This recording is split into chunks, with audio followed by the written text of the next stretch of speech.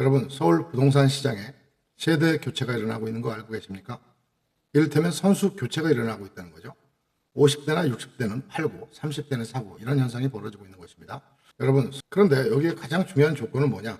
바로 현금입니다. 이런 현상이 벌어지는지 또 향후 서울 부동산 전망은 어떤지 한번 분석해보는 시간을 갖도록 하겠습니다. 그 통계에 나와 있는 거 보면 50대 같은 경우에는 매도가 계속 증가하고 있고요. 오히려 30대 같은 경우에는 매수가 증가되고 있는 이런 현상을 보여주고 있습니다. 서울 아파트에서 매도를 가장 많이 한 세대는 50대였고요. 매수를 가장 많이 한 세대는 30대였습니다. 이런 현상은요, 옳고 그름을 떠나서 자연스러운 현상으로 받아들이고 있는 그런 입장입니다. 그러면 50대는 왜 집을 팔고 있을까요? 첫 번째는 다주택자에 대한 세금 부담 확대에 대한 그 우려 때문입니다. 보유세라든가 양도세 중과로 인해서 계속 세금에 대한 압박이 커지고 있고요.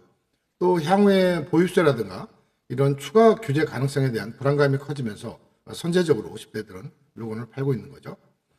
또 중저가 지역의 아파트 같은 것들을 먼저 정리해가지고 핵심 자산만 보유하는, 형성해 나가는 이런 전략이 확산되고 있는 분위기입니다. 반대로 30대는 왜 집을 사고 있을까요? 첫 번째 가장 큰 이유는 전세 매물이 급감하기 때문입니다. 전세 공급이 계속 줄어들고 있기 때문에 전세를 구하기가 어려워지니까 결국 매매로 돌아서는 이런 현상이 벌어지고 있습니다. 특히 또 전세가 귀하다 보니까 전세값도 상승하게 됨에 따라서 전세값하고 조금만 더 돈을 보태면 집을 살 수 있는 이런 현상도 벌어지고 있는 것입니다. 서울 중심 지역의 오피스텔 같은 경우도 지금 월세가 200만 원 얘기가 나오고 있습니다. 결국은 전세 불안이 집을 사게 하는 어떤 큰 동력이 되고 있다고 볼 수 있겠습니다. 서울 집값은요, 현금 게임이 되고 있습니다. 대출이 잘 안 되다 보니까 현금을 갖고 있느냐 안 갖고 있느냐가 굉장히 핵심이 됩니다. 예를 들어 15억 아파트 기준으로 해서 보면요, 일단 15억 원에서 0.4%인 6억 원까지 대출이 가능하거든요. 현금이 거의 대출을 뺀다 하더라도 15억인 경우에 9억이 필요하게 되고요. 지금 이제 섞인 매물을 한시적으로 풀어놓지 않습니까? 그렇지만 LTV가 40% 이상인 경우엔 일체 대출이 되지 않습니다. 전세 대출인 1억을 제외하면 결국 현금 14억 원이 필요하다는 얘기입니다. 따라서 현금이 부족하면 사실상 집을 매수하기가 어려운 이런 현상이 벌어지고 있는 것입니다. 15억 이하의 거래가 몰리는 이유는 단 하나입니다. 대출입니다. 15억 이하 주택의 거래량을 100으로 본다고 하면 15억에서 20억 같은 경우에는 한 45%, 20억에서 30억 같은 경우는 한 25%, 30억 이상 초고가는 10%밖에 나타나지 않는 이런 현상이 벌어지고 있습니다. 결국은 14억에서 15억 구간에 매물과 거래가 집중되는 이런 현상을 보여주고 있다는 것이죠. 과거에는 나이 많은 자산가들의 시장을 움직였다면 이제 현금을 가진 젊은 층이 그 주 고객으로 떠오르고 있습니다. 일단 대기업의 성과급이 어마어마하지 않습니까? 뭐 하이닉스나 또 뭐 삼성전자도 곧 결정이 되겠습니다만 대기업 반도체에 계신 분들은 수천만 원에서 수억 원에 달하는 성과급을 현금으로 확보해 두고 있습니다. 최근 주식시장의 호황에 따라서 주식에서 번 돈, 또 코인 같은 걸로 번 젊은 투자자들, 이런 분들이 현금을 많이 보유하고 있다는 것이죠. 거기다가 부모 세대에서 지원을 받거나 아니면 증여를 받은 젊은 층이 서울 아파트 매수에 나서고 있는 현상이 나타나고 있습니다. 그렇지만 무너지지 않는 곳은 강남입니다. 일단 상급지는 버티기에 들어간 걸 보입니다. 핵심 학군과 인프라를 보유한 강남은 매도 물량 자체가 작기 때문에 가격 방어력이 뛰어나고요. 또 법적 금융 수요가 집중된 서초 같은 경우에는 현금 부자들이 계속 꾸준히 유입되면서 그 가격을 지지하고 있습니다.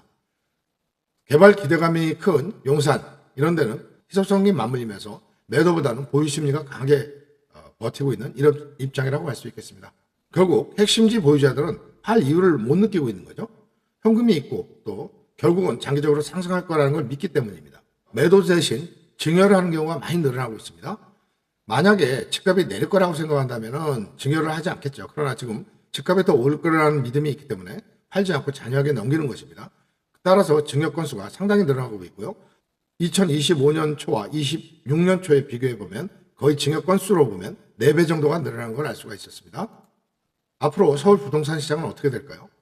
제가 보기에는 실수요자 중심으로 강화가 될 것 같습니다. 그래서 투기 수요는 아무래도 이제 감소가 될 것 같고 실수요자들이 부동산 시장을 주도하는 현상이 나타날 거다 이렇게 보여지고요. 그 중에서도 현금 부자 중심으로 움직일 거다. 지금 사실 정부에서는 대출을 더 풀어줄 의지는 전혀 없는 걸로 보이기 때문에 현금 보유자한테 굉장히 유리한 시장이 벌어지고 있습니다. 특히 서울 내에서는 양극화가 더욱 심화될 걸로 보입니다. 왜냐하면 말씀드린 대로 핵심 지역에서는 매도를 거의 하지 않으려는 경향이 강하고 오히려 매도보다는 증여 쪽에 더 관심이 많은 입장이기 때문에 아마 핵심 지역은 상승 모드로 갈 것이고 결국 외곽 지역을 먼저 정리하는 수순으로 가지 않을까 이런 생각이 듭니다. 자, 그러면 이런 경우에 무주택자들은 어떻게 해야 될까요? 첫 번째로 말씀드리고 싶은 건 무리한 연건은 금해야 된다는 얘기입니다. 본인이 감당 가능한 범위 내에서만 접근을 하셔야 되는데 단 여건이 된다면 반드시 GTX라든가 또 신축, 역세권 같은 데서 아파트를 매수할 말씀을 드리고 싶습니다. 부동산이라는 건 항상 가격에 등락이 있는 것이기 때문에 혹시 떨어진 경우가 온다 하더라도 이런 지역 같은 경우에는 가격 방어력이 높기 때문에 또 발전이 된다면 미래 가치가 더욱 커지기 때문에 이런 지역을 반드시 선정해야 된다. 따라서 서두르는 게 중요한 게 아니고 중요한 지역을 골라내는 게 더 중요하다 이렇게 말씀드릴 수 있겠습니다. 앞으로는 단기 투자 수익을 노리면서 집을 매수하는 것보다는 오히려 안전하게 장기적으로 보고 실거주할 수 있는 이런 지역을 골라내는 게 중요한 항목이 되겠다는 생각입니다. 현금 흐름이 쫓기면서 그렇게 되면 굉장히 불안 심리가 생기게 되고요. 결국은 자기가 한 선택에 대해서 후회를 할 수가 있게 되고 결국은 나중에 손해를 보며 금매로 갈 수밖에 없는 것입니다. 다시 말씀드리면 버틸 능력이 있어야 된다는 겁니다. 지금은 내가 집을 사놓고 얼마나 버틸 수 있느냐 이게 중요한 시장이지 얼마나 벌 수 있냐를 챙기는 이런 시장은 아니라는 것입니다. 현금 흐름 내용을 정리해보면요. 지금 5, 60대는 매도에 나서고 있고 30대는 매수에 나서고 있다는 겁니다. 결국 현금 부자 젊은 층이 많이 늘어나고 있다는 것이고요.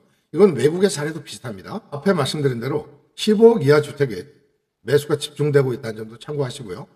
10억 이상의 집들은 결국 15억 근처까지 다가갈 가능성이 많다 이런 생각이 듭니다. 강남 핵심지의 집값은 그대로 유지가 될 것 같고요.